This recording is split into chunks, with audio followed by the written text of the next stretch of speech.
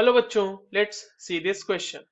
Chlorine undergoes disproportionation in alkaline medium as shown below. ठीक है, हमारे पास एक रिएक्शन दी हुई है जो कि क्लोरीन के डिस्प्रपोर्शनेशन रिएक्शन को दिखा रही है. इसमें स्टोइचियोमेट्रिक कोफिशिएंट्स जो है बच्चों उसको ए बी सी डी ई लिख दिया गया है और आपसे ये पूछा जा रहा है कि the values of A B C D in a balanced redox reaction are respectively.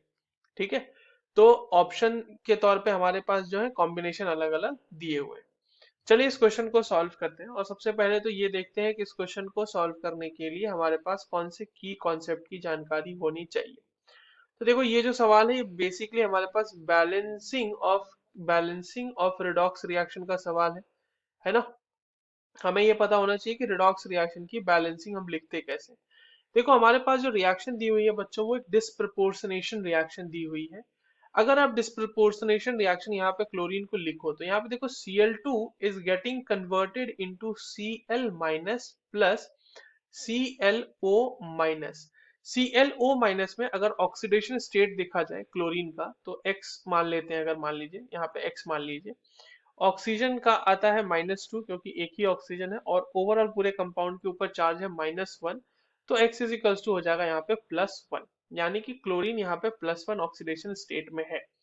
तो देखो यहाँ पे बच्चों क्लोरीन यहाँ पे 0 ऑक्सीडेशन स्टेट में था, यहाँ से ये -1 में गया है. तो इसने क्या किया होगा, एक इलेक्ट्रॉन गेन किया होगा.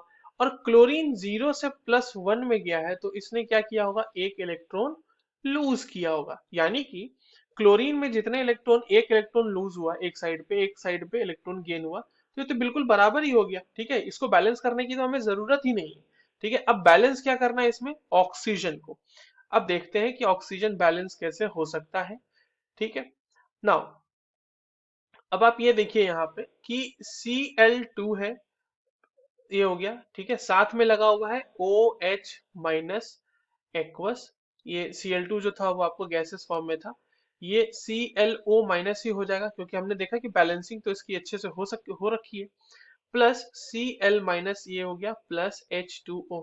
अब अगर आप ध्यान से देखें तो आपके पास प्रोडक्ट साइड में दो ऑक्सीजन दिख रहे होंगे, एक ऑक्सीजन यहाँ पर है, एक ऑक्सीजन यहाँ पे. तो इस दो को बैलेंस करने के लिए हमने यहाँ पे 2 लगाया और हाइड्रोजन भी दो हो गए तो हाइड्रोजन खुद ब खुद बैलेंस हो गया. देखिए आप OH मतलब यहाँ पे H2. तो ये ओवरऑल रिएक्शन हमारा पूरी तरह से बैलेंस हो चुका है. अब ए बी सी डी की वैल्यू पूछिए बच्चों, तो ए इज इक्वल्स टू क्या है 1, यहाँ पे ए लगा हुआ है. बी है OH का कोफिशिएंट, स्टोइचियोमेट्रिक कोफिशिएंट, वो हो गया 2.